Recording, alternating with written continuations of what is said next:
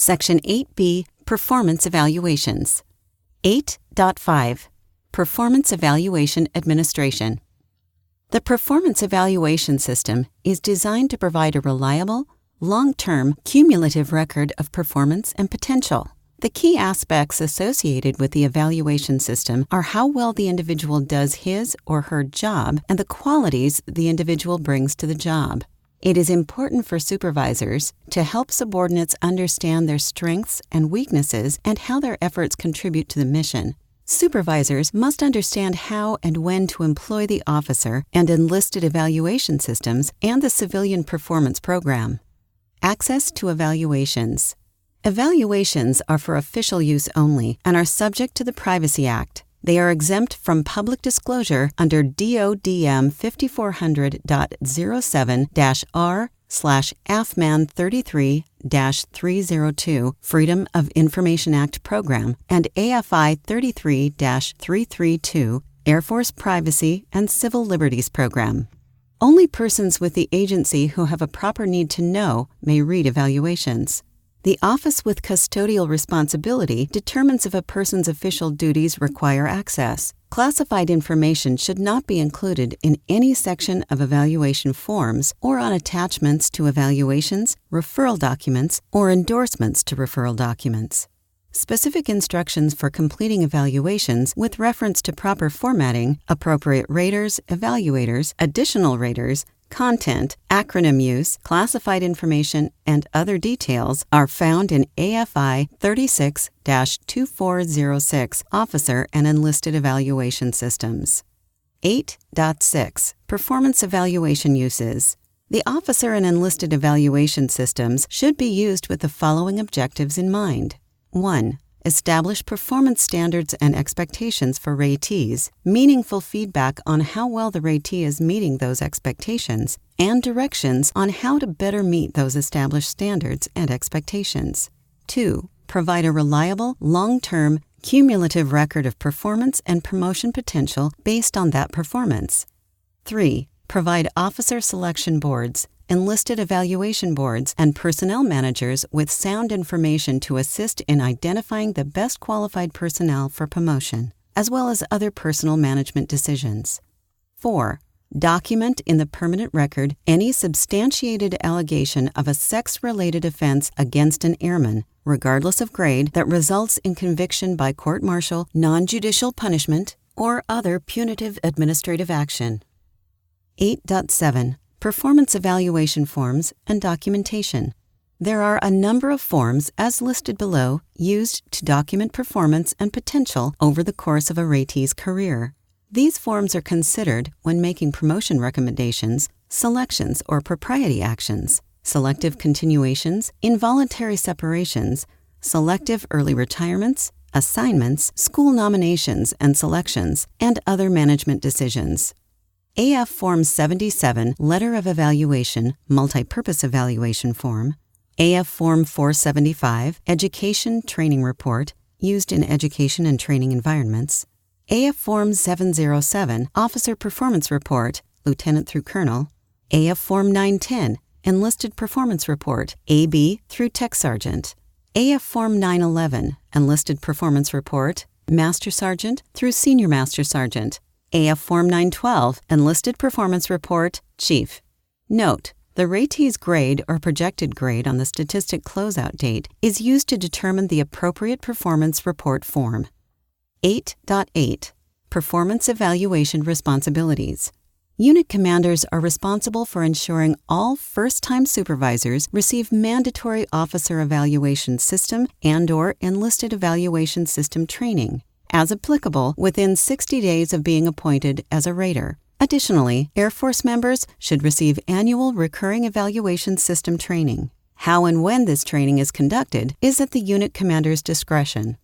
Unit commanders must conduct a record review of all personnel assigned to and/or transferred into his or her command to ensure knowledge of and familiarization with the airman's history of sex-related offenses resulting in conviction by courts-martial, non-judicial punishment, or other punitive administrative action. This is accomplished to reduce the likelihood that repeat offenses will escape the notice of current, subsequent, or higher-level commanders. Review of the record will be conducted by the immediate commander of the airman at the lowest unit level. These responsibilities will not be delegated.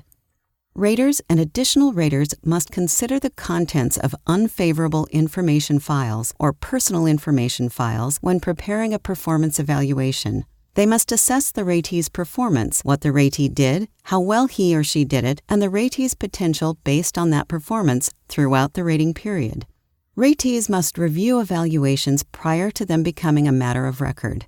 This is the time to bring typos, spelling errors, and inaccurate data to the attention of the rater.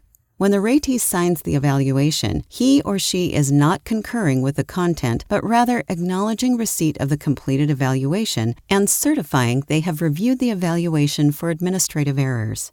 If the ratee disagrees with any comments and/or ratings on the report, the ratee may file an appeal after the evaluation becomes a matter of record. 8.9. Documenting performance. Bullet format is mandatory. Bullets are limited to a minimum of 1 line and a maximum of 2 lines per bullet. White space is authorized. Main bullets begin at the left margin and will have 1 space after the dash. For additional guidance on bullet writing, refer to the bullet background paper in AFH 33-337, the tongue and quill. Although the tongue and quill allows 3 lines per bullet, evaluations will not have more than 2 lines per bullet. Note, in very rare and unique cases, evaluations may be handwritten only when authorized by Headquarters Air Force or Air Reserve Personnel Center as appropriate.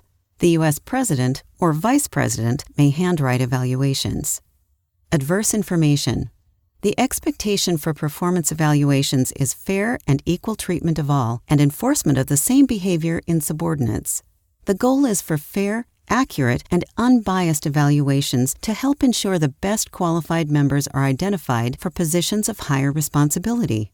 Failure to document misconduct that deviates from the core values of the Air Force is a disservice to all airmen who serve with honor and distinction. Situations involving convictions or violations of criminal law must be handled appropriately and in accordance with required timelines and procedures. In all cases, when comments are included in performance evaluations, they must be specific, outlining the event and any corrective action taken. Comments such as conduct unbecoming or an error in judgment led to an off-duty incident are too vague. Examples of valid comments are Master Sergeant Smith drove while intoxicated, for which he received an Article 15, and Captain Jones made an improper sexually suggestive and harassing comments to a squadron member, for which he received a letter of reprimand. Some aspects of performance that may need to be considered when preparing an accurate assessment of behavior include impact of the misconduct on the Air Force as an institution. Did it bring discredit on the Air Force? Impact of the misconduct on and its relationship to the ratee's duties. Did it affect the ratee's ability to fulfill assigned duties? Impact of the misconduct on the Air Force mission. Did the mission suffer in any way? Was unit morale affected? Grade, assignment, and experience of the ratee. Is the ratee in a sensitive job? Did the ratee know better?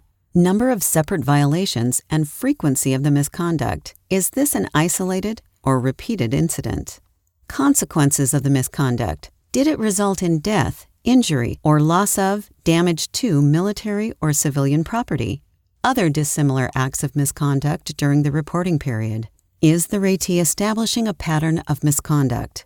Existence of unique, unusual, or extenuating circumstances. Was the misconduct willful and unprovoked, or were there aggravating factors or events? Adverse actions. For the purpose of this policy, an adverse action includes reportable civilian offenses or convictions other than convictions for motor vehicle violations that do not require a court appearance.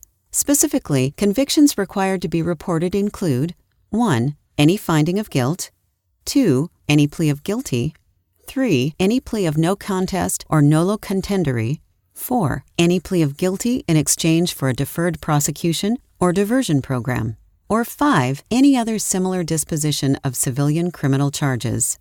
In the event a commander or military law enforcement official receives information that a member of the Air Force, under the jurisdiction of another military department, has become subject to a conviction for which a report is required by this section, the commander or military law enforcement official receiving such information shall forward it to the member's immediate commander. Complaints of sex-related offenses against a member, regardless of grade, resulting in conviction by court-martial, non-judicial punishment, or punitive administrative action require a mandatory notation on the member's next performance report or training report and promotion recommendation form, if not already documented on an evaluation or court-martial in the selection record.